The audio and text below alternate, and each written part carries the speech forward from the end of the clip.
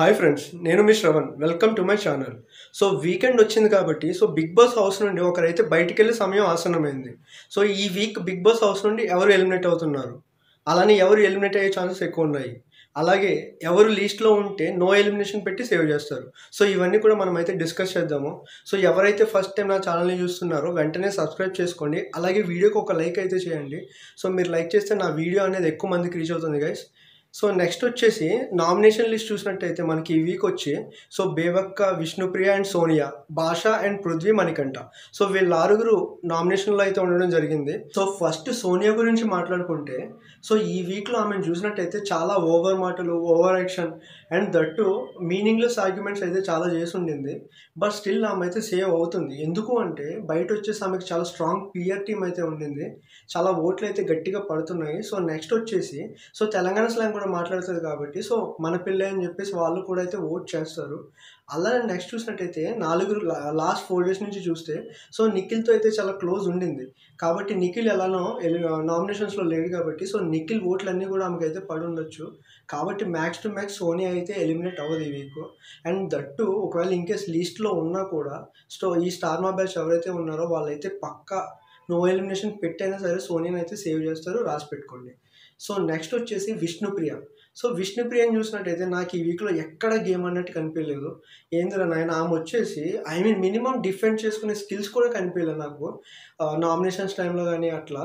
So next వచ్చేసి non సింక్లో యోగా చేయడము, ఆక్వర్డ్గా నవ్వడం, ఆ పిచ్చి పిచ్చి డాన్సులు ఏందో అర్థం కాదు. ఈమె యూజువల్గా విష్ణుప్రియని బయట చూసుకుంటే చాలా బోల్డ్ ఉంటుంది అండ్ అలాగే గట్టిగా ఆర్గ్యూ కూడా చేస్తుంది. గట్టి వాయిస్ రేస్ చేసి గొడవలు కూడా పడే టైపే. బట్ హౌస్లోకి వచ్చినాక ఇవేమీ ఎక్కడ కనిపించలేదు. బట్ స్టిల్ చూసుకుంటే ఒక పాయింట్లో అయితే బాగా అనిపించింది.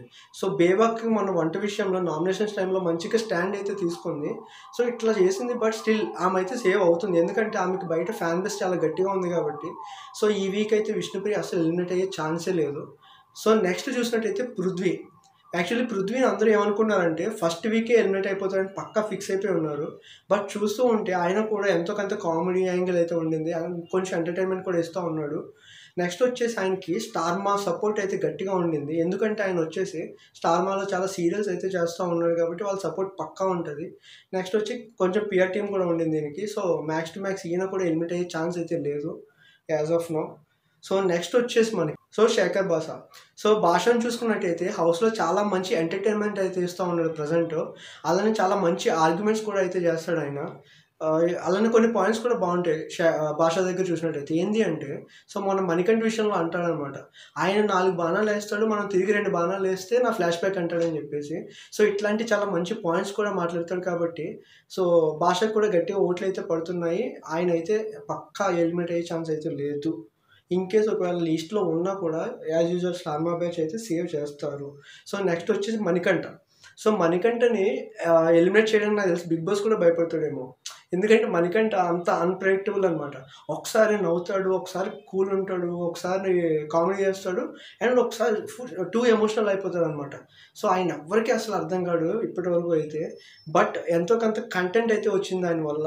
బయట కూడా ఆయన ప్రజెంట్ ట్రెండింగ్లో ఉన్నాడు కాబట్టి ఆ కంటెంట్ బిగ్ బాస్కి చాలా అవసరం కాబట్టి రైట్ నౌ ఆయన అయితే ఎలిమినేట్ చేసే ఛాన్సెస్ అయితే అస్సలు లేవు. మణికంఠ కూడా మ్యాక్స్ టు మ్యాక్స్ సేవ్ అవుతున్నాడు. నెక్స్ట్ వచ్చేసి మనకి బేబక్క.